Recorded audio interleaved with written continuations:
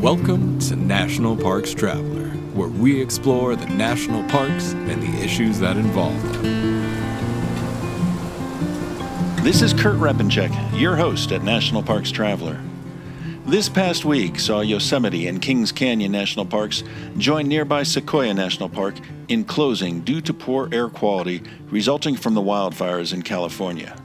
Across the country at Great Smoky Mountains National Park, officials say it could be weeks or months before they know whether a black bear found scavenging the remains of a backpacker killed the man or whether he died of other causes. And at Isle Royale National Park in Michigan, staff announced that a number of pups have been born to wolves relocated to the park in a bid to recover the species there. You can find those and other stories about national parks and protected areas at nationalparkstraveler.org.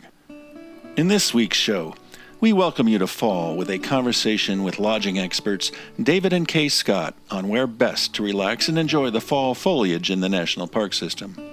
And Lynn Riddick catches up with Seth Benz, the bird ecology director at the Schoodic Institute, to talk fall migrations at Acadia National Park.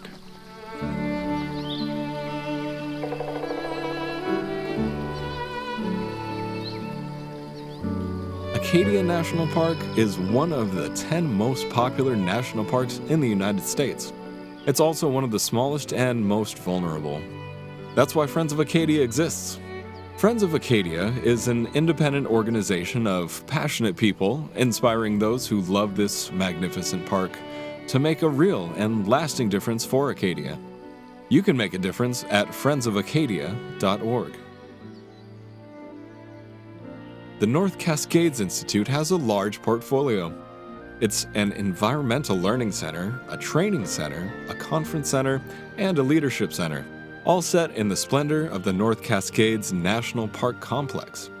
Learn more at ncascades.org.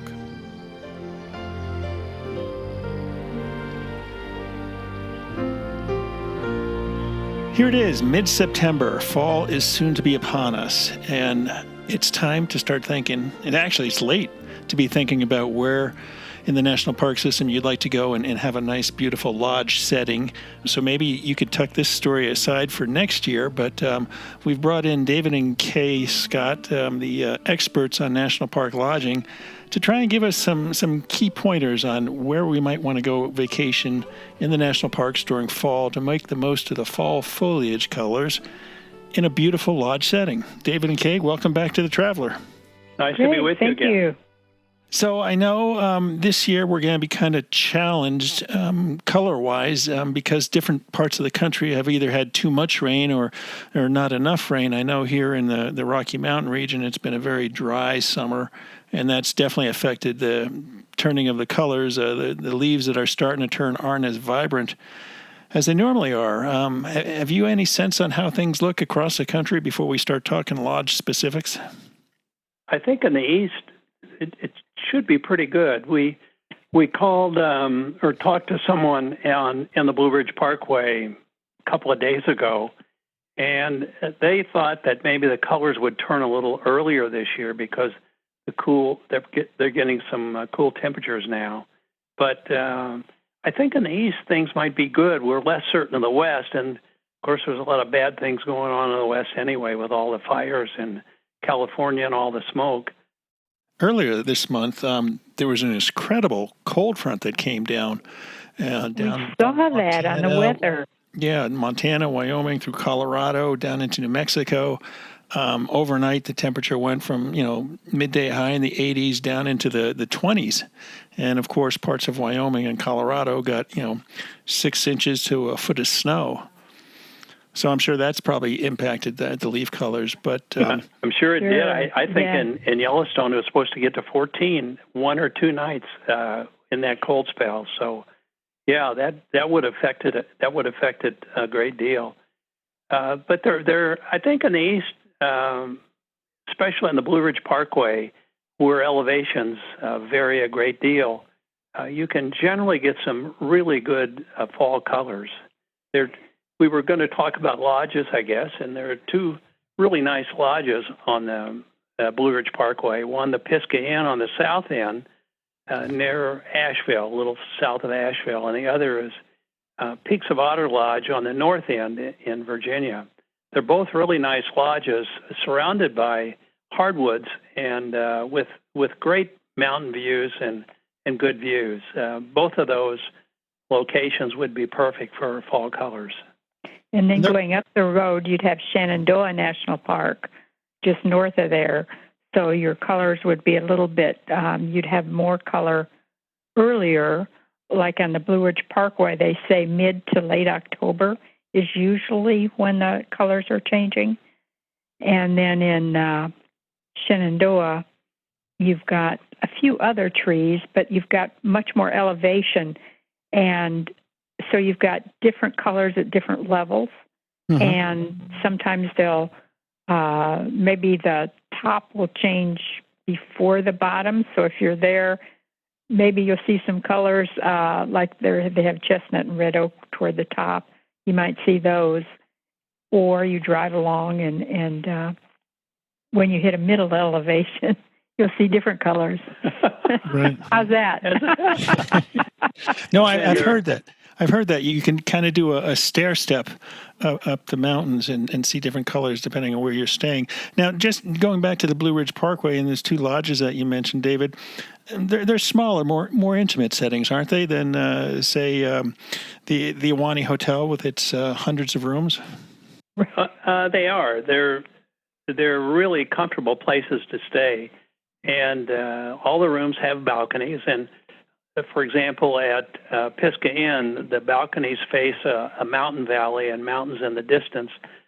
So it's a terrific place to view. And we in the morning having a cup of coffee, sitting out on the balcony having a cup of coffee, is a great experience. We found they have good food. It's turned out that the pandemic has affected almost all these facilities, and at Pisgah Inn, they had always been noted for fine food, and I'm sure they're still serving it, but now I believe they'll only serve dinner to lodge guests because they had to space the tables out. Lunches are takeout, and breakfast they're not serving anymore, so things have changed a great deal. I don't know. You may have run across this, but did the Bluffs Coffee Shop ever open?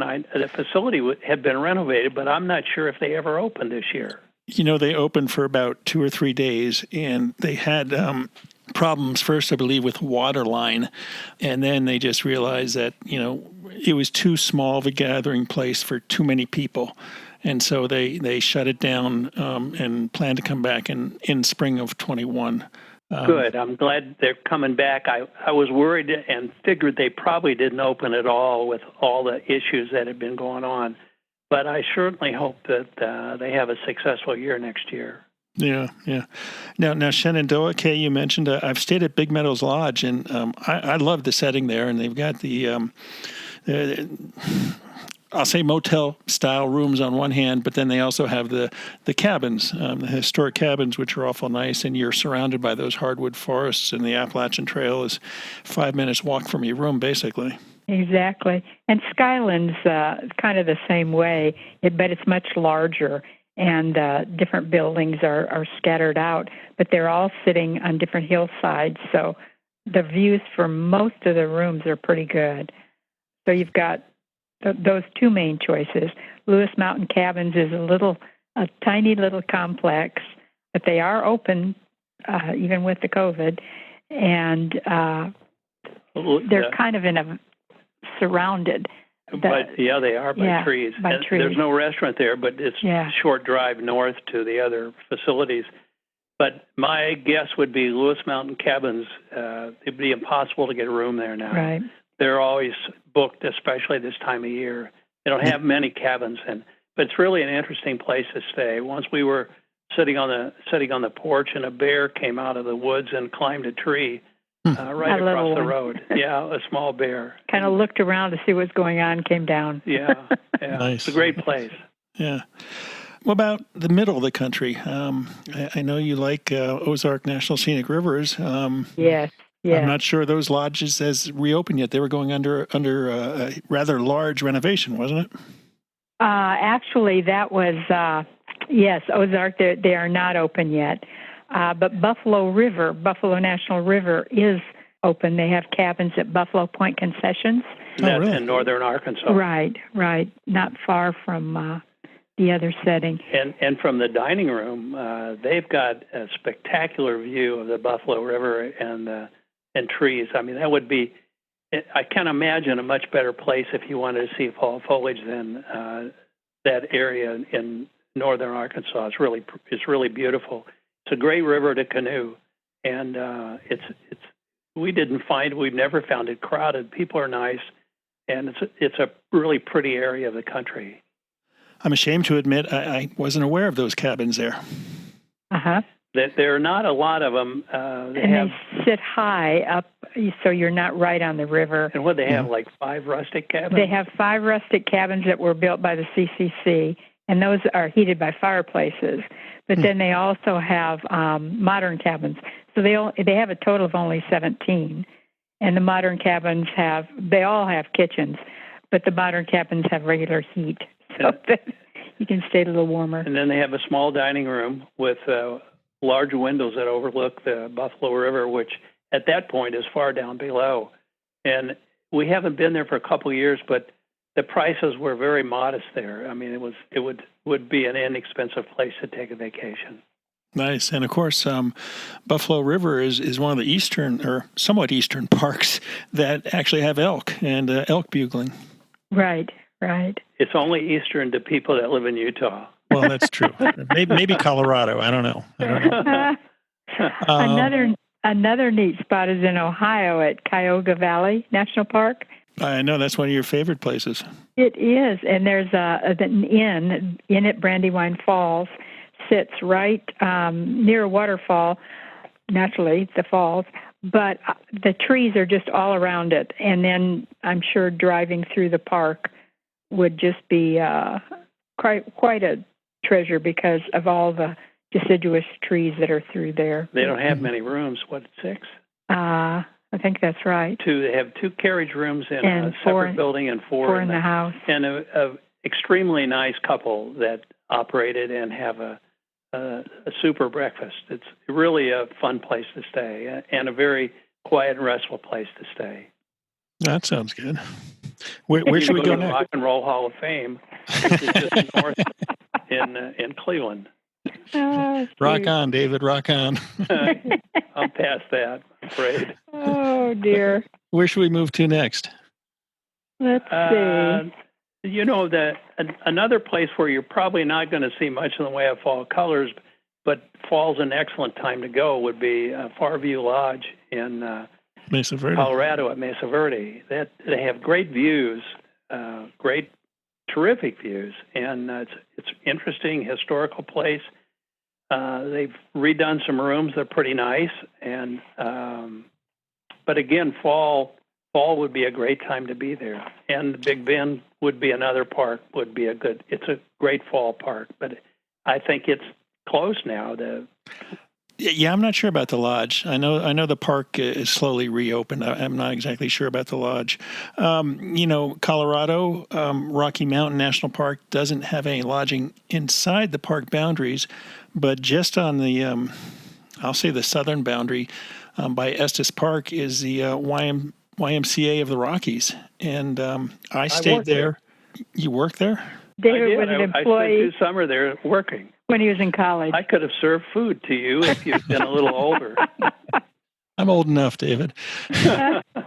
So, but it's a beautiful setting. And I was there for a ranger conference, actually, and just at a beautiful setting, the beautiful cabins. You can either get cabins or there is motel-type units, and you can buy into the cafeteria plan, and the food is pretty darn good, and you can walk from the YMCA grounds right into the national park.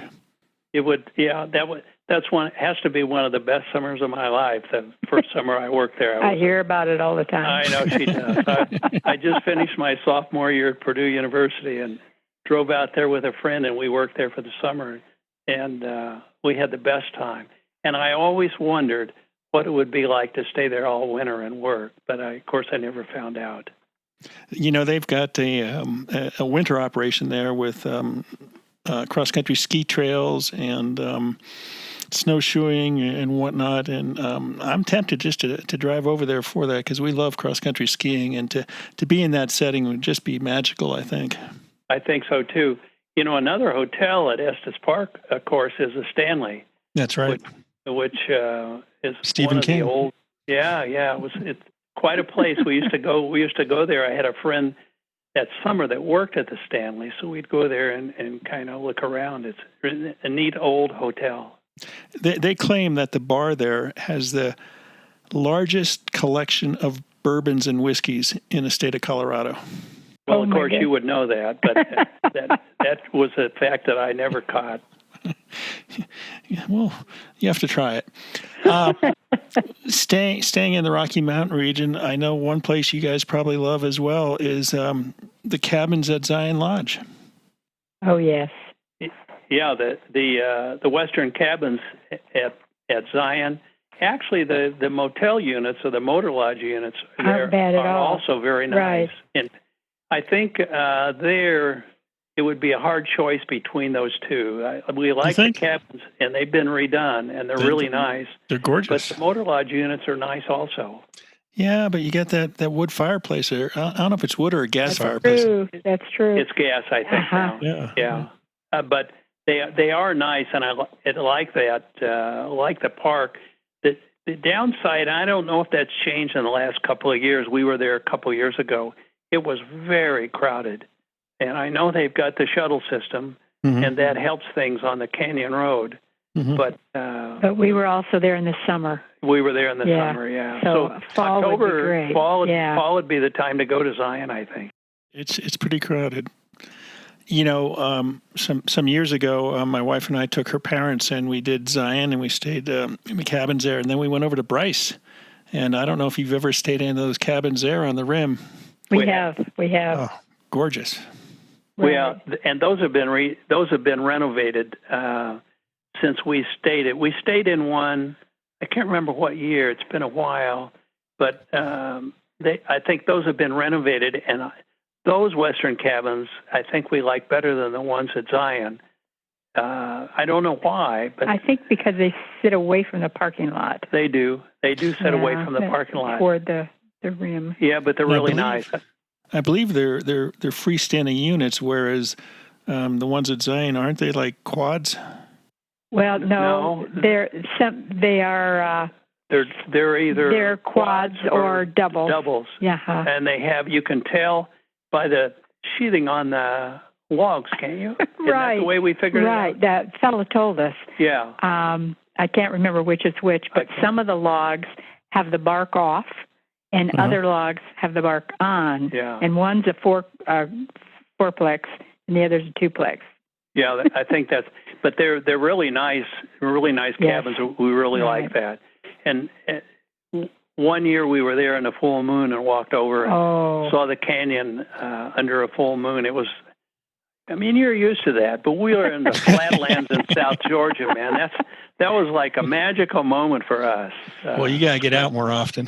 I know we do. We've been stunned by the humidity down there. We had to drive out of town in order to see the comet that came. Then we saw a picture of it shooting over Bryce Canyon. Yeah. Oh, we wish we were there. Yeah. The time we stayed at Bryce, and it was late October, and it had snowed the night before, so the cabins had frosting on them, and it was truly a great experience.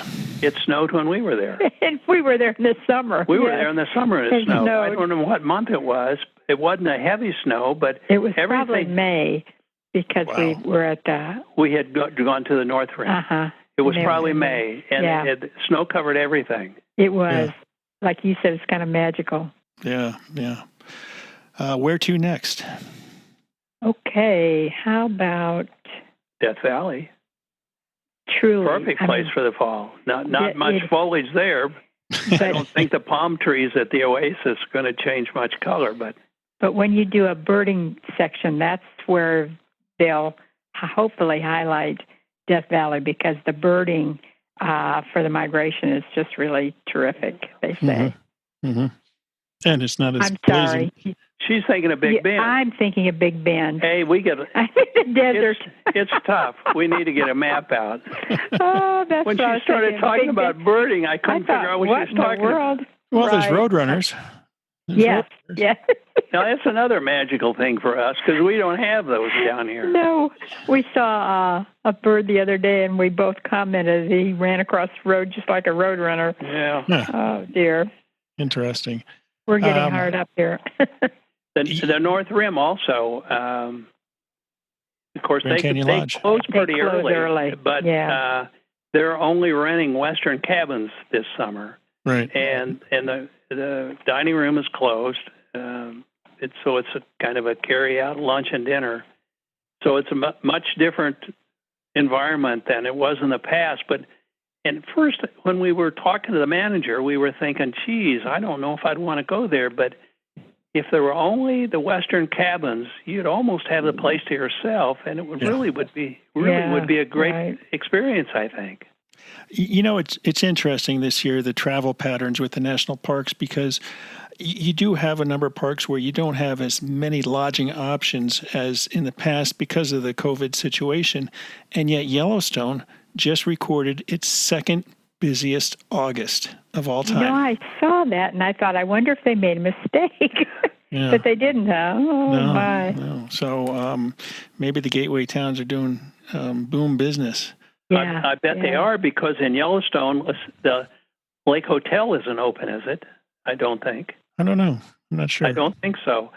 And I think at Mammoth, only the cabins were open for a while. Maybe they opened more things up. I'm not sure. But at least initially, they didn't have a lot of lodging open. Yeah. But it's been really busy. You know, I'm wondering how busy it is, because Delaware North just the other week announced a sale, if you will. I think it was 25% off at select destinations. I know Kalaloch Lodge comes to mind in Olympic.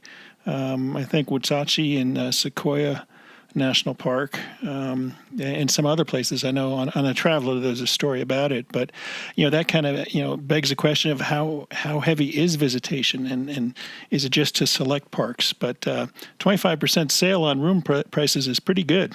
It is pretty good, but I'm guessing that people are hesitant to travel out west now, just for the smoke and especially the fires. I don't know what's open. We should have checked in Crater Lake. I don't know what's open there, but well, they're on a level 1 be ready to evacuate notice. So I'm not sure. I'm not sure we want to recommend going to Crater Lake this fall. No. I wondered. I wondered how bad the smoke was up there. Yeah, I'm not sure. I did see a picture from Yosemite. And it was a side-by-side picture going from hazardous air quality to just unhealthy air quality. So, of course, we just heard that Yosemite National Park has closed because of the air quality situation. So it might be a while before the lodgings reopen there, what with the fire situation in California.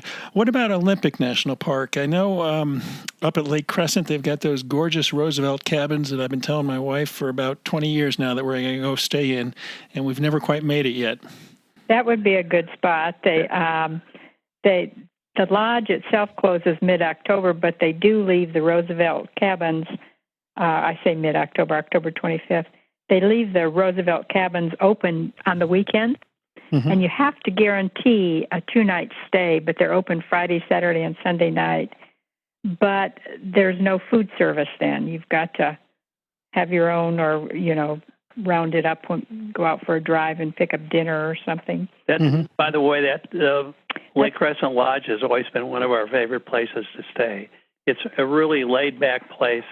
It's fun in the evening to go out and sit in chairs outside the old lodge in front of the lake and watch people fish and canoe, and it's really a nice place. Now, another place we haven't been is what about across the lake at Log Cabin Resort. I was thinking about Lake Quinault Lodge also. Lake Quinault, that's just outside the park, but to the south, across, just a river. Yeah, I've never stayed at the log cabin resort. I know back in the last century, when I was working on National Parks for Dummies, I did drive by and took a look at the outside location. And I know since that time that it has been rehabilitated, and I know they've got a new concessionaire there. I want to say it's Aramark, but I'm not positive about that. They took it on, yeah. Yeah, it was in bad shape. Those two are so close together that usually when we'd go through there, only one time did we stay at Log Cabin Resort, and it turned out that the owner was there, and we got to talk to her, which was kind of interesting. But the place had really deteriorated, and a lot of the siding was starting to rot. But then when Aramark took it over, I think both the Park Service and Aramark have spent a lot of money on Log Cabin Resort, and I think that's generally considered maybe a better location. I don't know if it'd be a better place to stay, but a little sunnier. I think a little sunnier on the north side of the lake. Now another spot up there for color is Solda Hot Springs Resort. That's right, the middle of the woods. Right, and they kept the baths open. But nobody, you have to be staying there in order to go in, and you also have to have a reservation. So they're very limiting the people in the hot pools and stuff. And those are in relatively new cabins. Right, all the lodgings and relatively new cabins. We've eaten there a couple of times. It's pretty much a standard restaurant with a standard restaurant menu, so it's nothing fancy.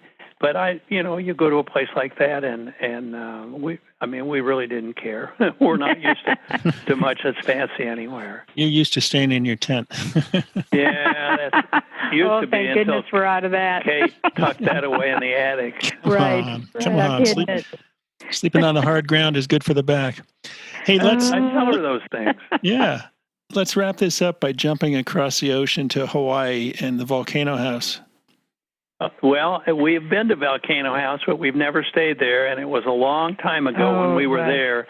Basically, they've taken it apart and put it back together since we've been there.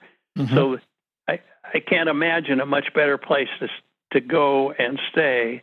It's a long drive over there, of course. But or swim. Yeah. But you're right on the edge of the volcano, which would be super neat. There's no wildfires. Kilauea has stopped erupting. You have a somewhat new landscape to look at. I imagine it's got to be fascinating. Right. I think so. The whole big island is a fun place. We spent the summer at the University of Hawaii in Oahu, and then went over there for a weekend and drove around the big island, which I thought was actually a better place to stay than in Oahu. Which was very busy. Well, David and Kay Scott, the authors of the Complete Guide to National Park Lodges, it's been fun kicking around different lodging destinations for the fall. Obviously, what we need is more time and more money so we can just go lodge to lodge across the park system over about 6 or 8 weeks. What do you think? If I was younger, that sounds like a good idea. Well, and especially in the fall for the leaves, people need to plan ahead with their reservations. Yeah, you're right about that. Yeah, because like at Pisgah Inn, they're full. All the rooms are filled for all of October now. So people need, if they want to travel to places where foliage color is very important, and it's normally in the fall and October, they need to plan really early and get a room as soon as they can. It used to be, I think, 6 months ahead. Can you plan farther out? Do you know? Some lodges will allow you to a year and a day. Yeah, a year and a day. Okay, good to know. Yeah. Well, thanks so much for joining us today. Maybe next time we can talk about favorite campgrounds for the fall. What do you think? I'd like to go. But you have David on that one. Yeah, I'd have to do it solo probably. Yeah. All right. Well, thanks so much for joining us, guys. Nice talking with you again, Kurt. Good luck and stay safe. Listener and reader support make National Parks Traveler possible every day of the year. If you enjoy the Traveler's content, please consider a donation via nationalparkstraveler.org. The Blue Ridge Parkway Foundation is the primary nonprofit fundraising partner for the Blue Ridge Parkway. It is made up of people who have a deep love for this majestic road and want to ensure that its natural beauty and the experiences that it offers endure for generations to come. You can show your appreciation at brpfoundation.org. The Grand Teton National Park Foundation is a private, nonprofit organization that supports projects that protect and enhance Grand Teton National Park's cultural, historic, and natural resources. By funding initiatives that go beyond what the National Park Service could accomplish on its own, Foundation donors improve the visitor experience and provide benefits to the national park system for decades to come. See their successes at gtnpf.org. Washington State is graced with 3 spectacular national parks, each different and special in their own unique ways. As the official nonprofit partner and the only philanthropic organization dedicated exclusively to supporting these parks through charitable contributions, Washington's National Park Fund has a mission to deepen the public's love for, understanding of, and experiences in Mount Rainier, North Cascades, and Olympic National Parks. Share your passion for these parks at wnpf.org.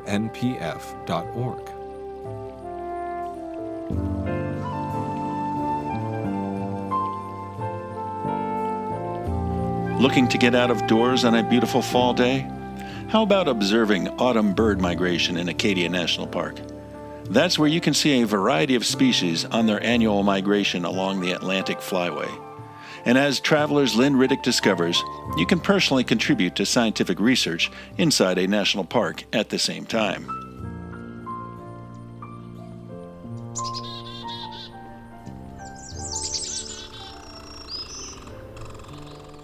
This is Lynn Riddick, and I'm speaking with Seth Benz. He is Bird Ecology Director at the Schoodic Institute at Acadia National Park. Hi, Seth. Welcome to The Traveler. Hi, Lynn. Thanks for having me. Our pleasure. I want to ask you about the autumn migration of birds through Acadia, but first, can you tell us a little bit about the Institute, what your mission is, and what makes it unique in the national park system? Sure. The Schoodic Institute is a nonprofit partner of Acadia National Park, and we are a research learning center, one of about, I believe it's 18 or 19 in the national park system across the country. We operate as a conference center, and then we are certainly instrumental in helping with research in the park, as well as doing independent research from our various ecologists that we have. So we do research in addition to the park, we do research outside of the park as well.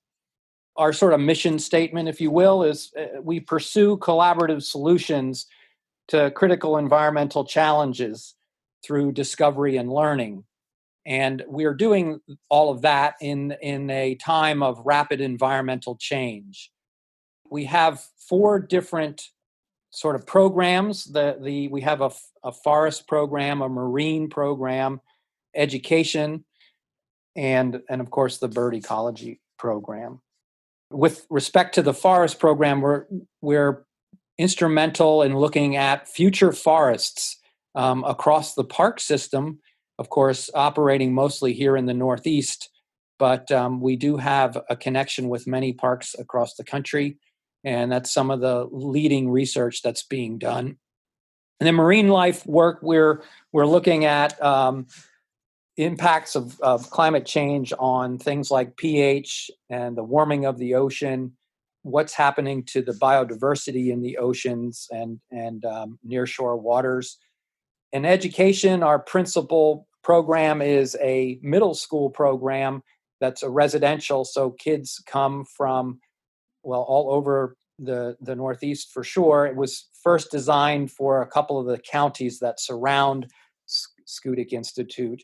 The kids come for 2 nights, 3 days, and are introduced to sort of all things environmental. And it's a pretty exciting program.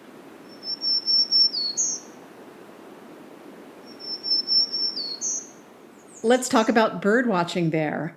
Why is Acadia National Park a good place for bird watching in general?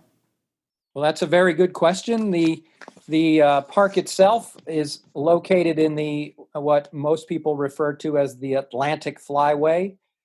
There's a loose definition about what the Atlantic Flyway is, but we are situated right on the coast, and we're in the Gulf of Maine, which is in the northwest corner of the Atlantic Ocean. And our particular peninsula juts out into the ocean or into the Gulf just enough that it becomes like a pivotal point for any birds coming down the coast or flying over the land. They'll come out to the edge of the land, the end of the peninsula, where there's our habitat is mostly spruce fir forest, so there's great shelter there for the birds. And Acadia is unique in that it has two separate districts, and they lie 4 miles across this body of water called Frenchman's Bay. And so we are on the eastern side. The birds come down the coast, get out to our peninsula, follow the peninsula out into the water, so to speak, and then hop across this 4 mile stretch over to Mount Desert Island, which is where the central part of Acadia National Park lies.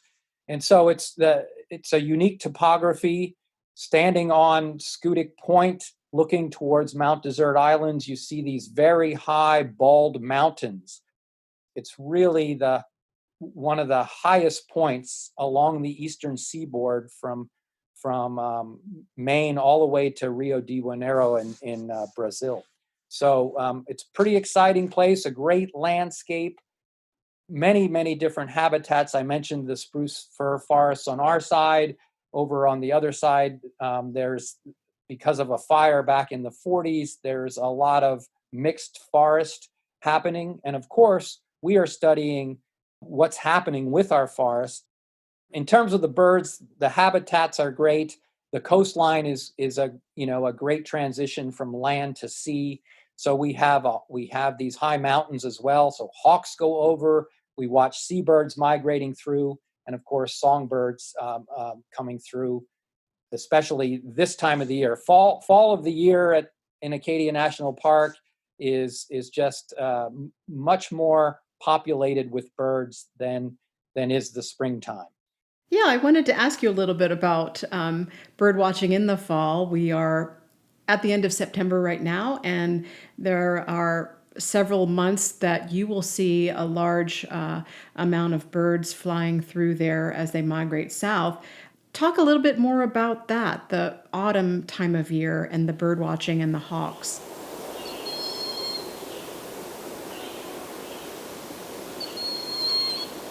Roughly from August through till November, hawks are moving down the coast, coming out of the maritime provinces of Canada, or even through the inland parts of Canada, the Hudson Bay area, maybe even over to the Great Lakes. Birds are coming across the landscape, and birds of the year, young birds of the year. One of the reasons why there are more birds in the fall is that, of course, the breeding season has ended. Shorebirds, passerines or songbirds, hawks, all of those birds have had their young, and now it's time to vacate the breeding area and the boreal forest to our north and head south to the wintering areas. And so the volume of birds due to the breeding season is always greater in the fall than it is in the spring when the adults are going to their breeding areas. So we set up a hawk watch on top of Cadillac Mountain. The birds see the mountains from a great distance, and it's kind of a beacon, a landscape beacon, a flight line, if you will. And the birds will follow the coast. They see that mountain or series of mountains that are on Mount Desert Island, and they take advantage of the updrafts or the thermals that are generated coming across the landscape. The prevailing winds right now are from the west or northwest, and those are the best kind of winds that the hawks are able to quarter into, gaining lift and oftentimes saving a lot of energy. They don't have to flap the whole way south. They can ride these wind currents and make their way southbound that way. So, and of course, the hawks that come through are following these songbirds that are migrating, because the hawks, of course, feed on the songbirds. So you have this dynamic going on. Of course, the songbirds are migrating mostly at night, but during the day they come down and hit the treetops and look for insects and things like that, and fruits. And right on their tail are some of the sharp-shinned hawks and Cooper's hawks, peregrine falcons, merlins, American kestrels that are following these birds southbound. And we get to see all of that happening right here in our little neck of the woods. That's got to be exciting. I was wondering about the different types of hawks that you typically see, and you rely on public participation in the scientific research that you're doing. Tell us how that works and what your goal is by getting volunteers from the public to help count birds that fly by. Yes, thank you for reminding me. In my opening remarks about the Institute, I neglected to mention the work that we do with citizen science, and some would say that's the nucleus of our work. And certainly in the bird ecology program, we rely on visitors to contribute to things like eBird, and then we have trained volunteers that we bring in to help us monitoring the hawks that are happening right now. We also, right at this same time, we have a sea watch, and many thousands of seabirds are going by.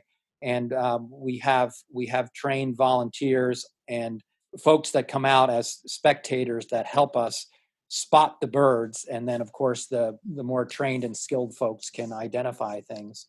And we also do the same with songbirds. So at this time of year in the fall, we have a songbird monitoring program, a sea watch or a seabird, mostly sea ducks, things like gannets. In fact, this morning we saw 221 gannets go by Schoodic Point, that's a pretty good early number for this time in the fall.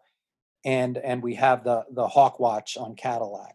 So those three monitoring programs are going on, and they wouldn't be happening if it weren't for the citizen scientists that come join us. And they can receive training if they want to. They can remain a spectator, but help spot birds. So it really, we try to provide a menu of depth of engagement to anyone, so that it's not so intimidating.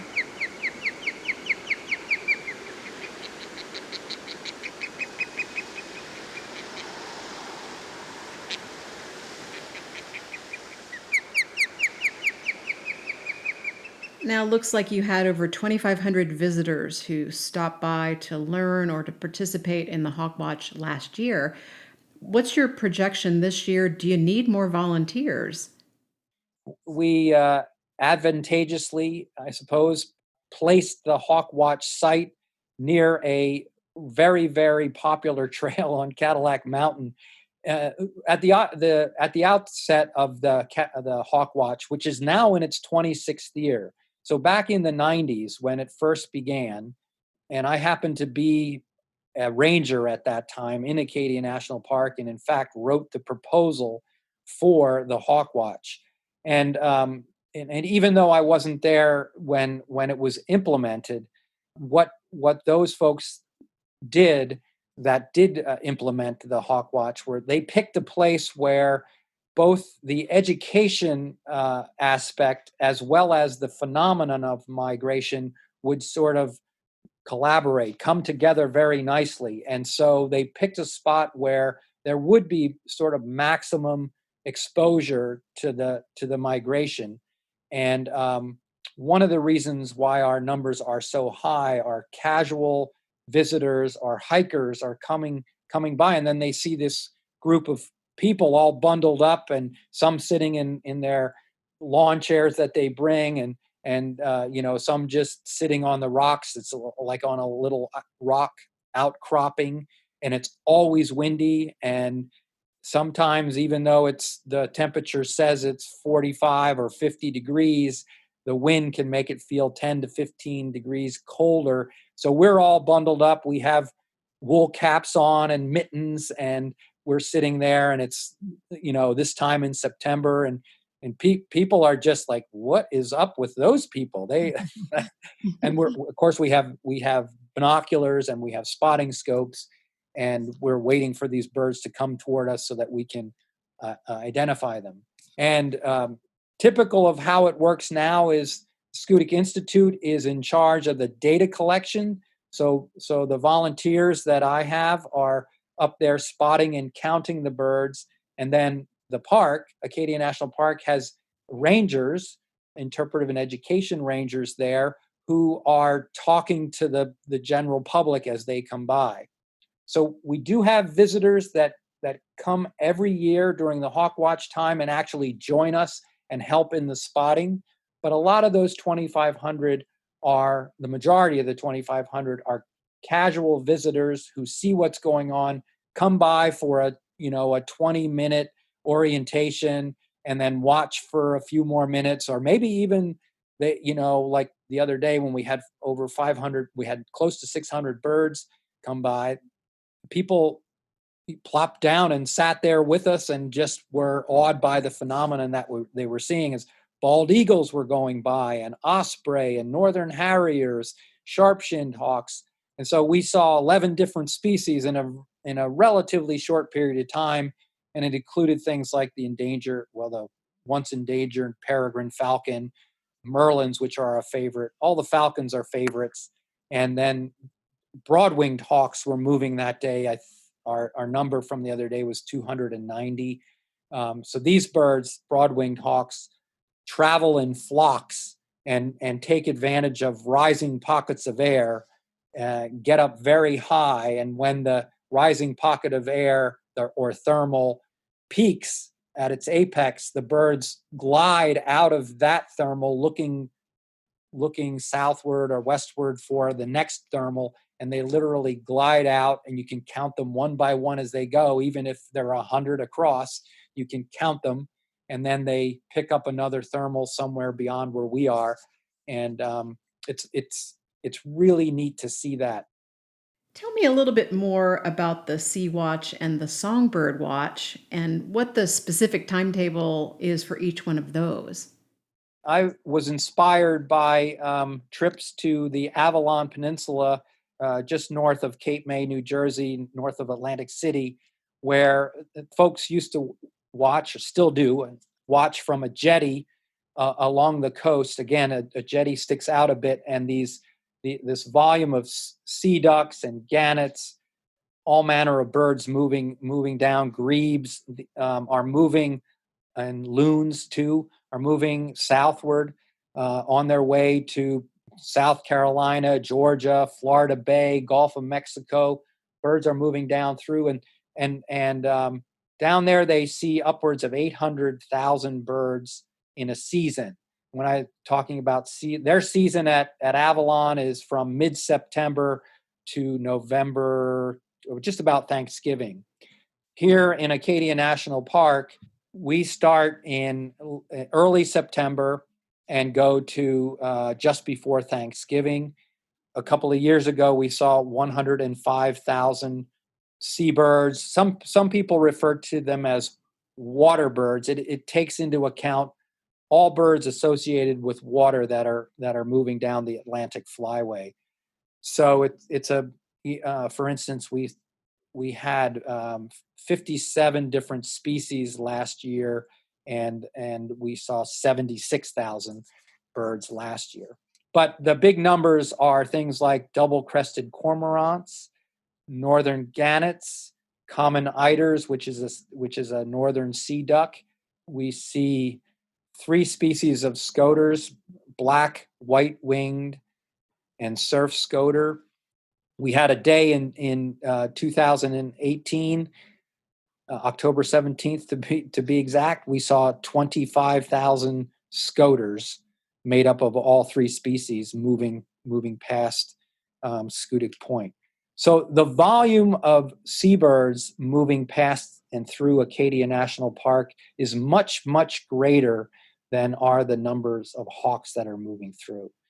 Now, the seabirds are coming from as far west as the Great Lakes, crossing the land and coming to the Atlantic coast. Again, other birds are pouring out of the maritime provinces of Canada or up the tundra above Hudson Bay and up in that neck of the woods. So sort of central to eastern Canada.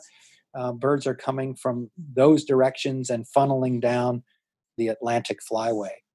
We see common loons, red-throated loons, redneck grebes, horned grebes, long-tailed ducks. Again, it's this.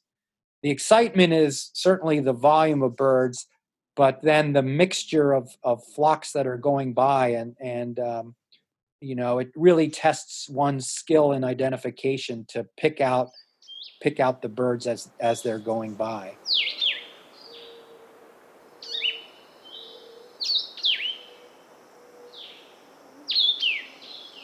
The songbirds, again, they're moving at night, but as daybreak comes, they come out of their flight to head into the treetops to take shelter and to feed and forage before they are ready to strike off, the next night that provides the right kind of conditions for them to fly.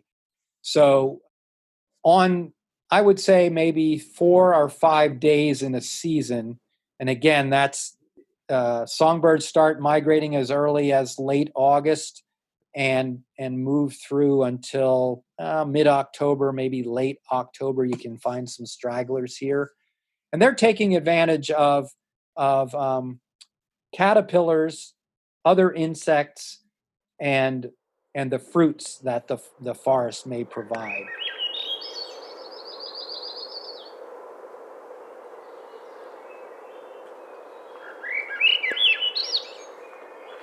Now, I read that there are some 215 bird species present at some time during the year in Acadia, and I saw that an additional 116 species are possibly present but unconfirmed.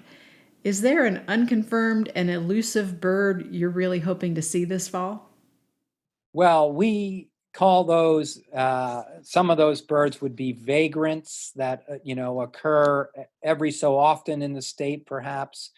In terms of the hawks, I would love to see a gyrfalcon. It's a bird of the north, the tundra. They do migrate on occasion. They nomadically move southbound. There's not a whole lot of them because they're an apex predator. And so, here in the state of Maine, they've certainly been seen in the state. I've seen one myself here in Maine. I've seen a few in Pennsylvania where I grew up, always in the winter time. So late fall, winter is the time to look for those. So that's a bird that I would love to see. They're the biggest falcon. They take things like they prey on things like ruffed grouse, bigger birds, pheasants, that size of bird. So they're a pretty neat predator. There's just so many birds. I happen to sit on the committee for the state in terms of all the bird reports of any kind of rare or vagrant bird comes to our committee, and we have to look through the observation and the try to verify the observation. It's always good if you see a rare bird to get a photograph if you can. You have done some interesting research on a variety of birds, ranging from hawks, eagles, and owls to terns and songbirds. What's your favorite kind of bird, or do you have favorites in each category? One of my very, very favorite birds, both to see and to hear, is a diminutive little bird called the winter wren.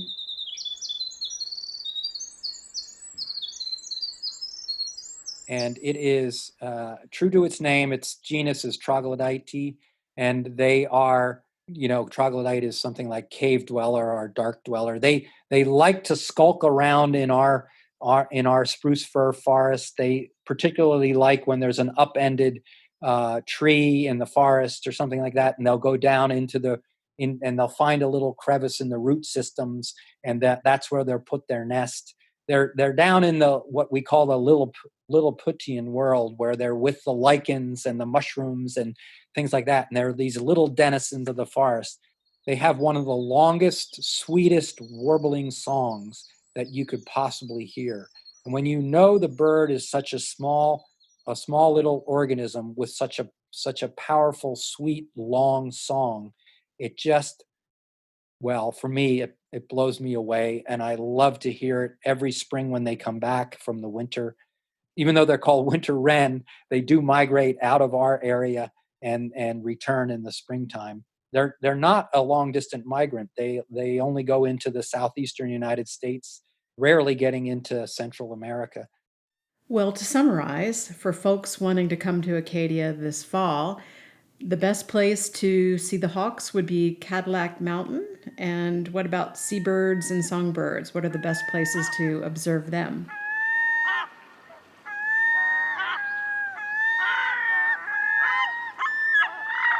Seabirds, the best place to come to is Schoodic Point. And we tend to see them, the best time of the day to see those is for the early riser. It's from sunrise to about 3.5, 4 hours after sunrise. Pretty much any day, regardless of the wind conditions, you can see seabirds migrating from Schoodic Point.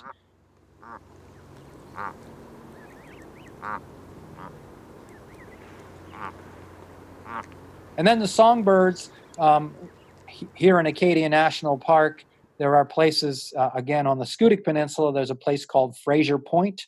That's a very, very good place to look for songbirds.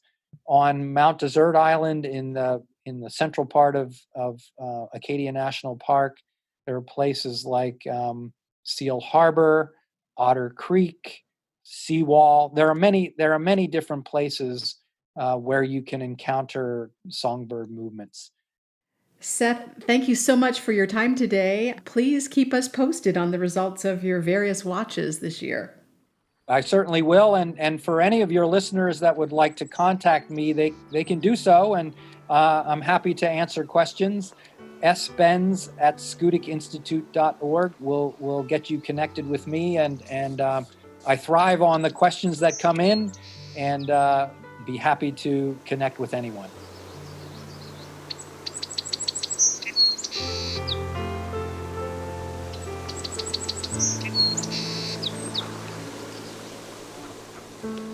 That's our show for this week. We hope you enjoyed it. Turn to the Traveler website a bit later this week, and contributor Kim O'Connell will take you onto Chesapeake Bay to understand how the National Park Service is working to improve the bay's health. Along the way, she tells you about efforts to establish a Chesapeake Bay National Recreation Area unit of the National Park System. For the Traveler, this is Kurt Repenchek.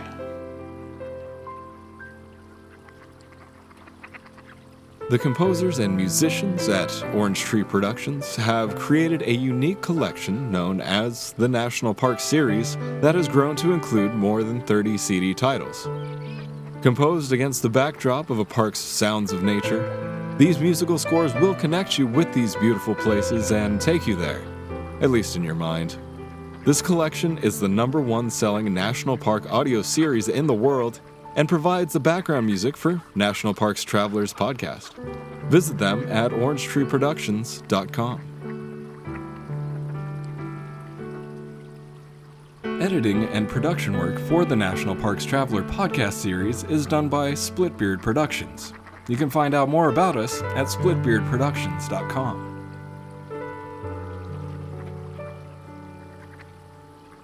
National Parks Traveler is a 501c3 nonprofit media organization that provides daily editorial coverage of national parks and protected areas. Traveler's coverage is made possible by reader and listener donations. Visit us at nationalparkstraveler.org.